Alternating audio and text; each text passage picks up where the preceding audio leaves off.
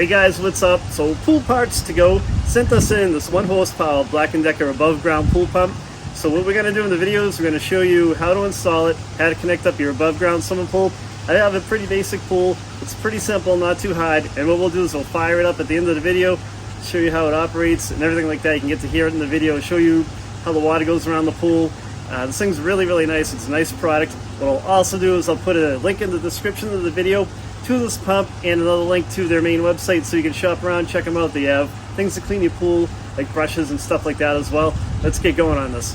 Your Black & Decker pump is going to come with a couple of nipples if you're using the flexible pool hose, or you can hard plumb this in if you have a hard plumbed system, meaning that if you're using like PVC coming off of the skimmer and back into the pool pump, these are those fittings. So what you're going to do is, if you want to use the PVC to hard plumb it in, these are going to go on like that. So all you got to do is screw this in, and then you can glue your PVC into here and attach it all as you typically would. I'm going to come out of here, and if you're going the route that I'm going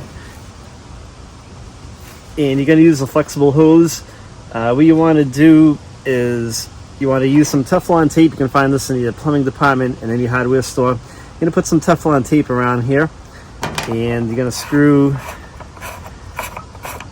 this nipple in. Screw it in like pretty good, hand tight. Then maybe put like a wrench on it and just give it a little bit of a tighten. You don't want to crank down on this thing because you don't want to break the plastic. It doesn't. You don't have to muscle it on. Just snug enough so that it's not going to leak. But right now, what I'm going to do is I'm going to add a shut off onto this. So my application on installing this is going to be a little bit different. And this is what I have right here. I have a shut off. You should really kind of put a shut off on this. And this is off of my old pump. My pool hose is going to connect onto this. But you could do the same thing with this. You could go to the hardware store if you want to get a shut off, get a shut off. You can easily shut it off like that, and then you can buy this piece of pipe right here from the hardware store too. So I'm going to go into like this, and then Teflon tape right here, and then my flexible pool hose is going to go right into here. I have my shut off, so if I need to get into the skimmer, I can shut the flow of the water off, and then while the pump is off, obviously, then I can clean out my basket in here. So I'm going to get these put in, and I am going to use the provided nipple for the top. So I'm going to put some Teflon tape on this. I'll show you what it should look like, and we'll put it in the pump going into the filter, and we'll get it all hooked up. This will help to prevent it from leaking.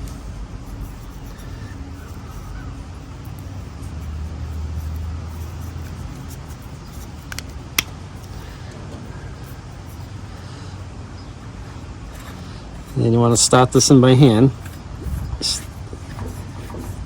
That should be good. And then if you're using the other provided one, do the same thing from the front. Put some Teflon tape around it, screw this in all the way, and get it snugged up, and you should be good to go.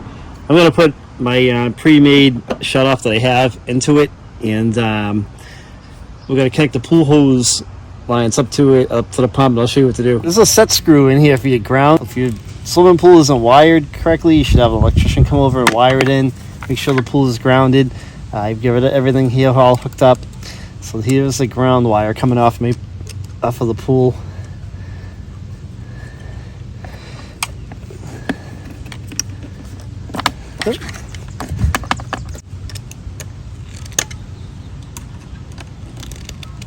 Once you get that locked in good, the ground wire, I'm going to put my pump onto the base and get it screwed in and set securely. Okay, so what I'm going to do now is I'm going to connect my pump to the pump inlet, and it should be clearly marked on your valve, and it says pump right here. So you're going to go from the pump inlet right here to the pump right here, then you return back to the pool. Should say return on it, and we'll get this all hooked up.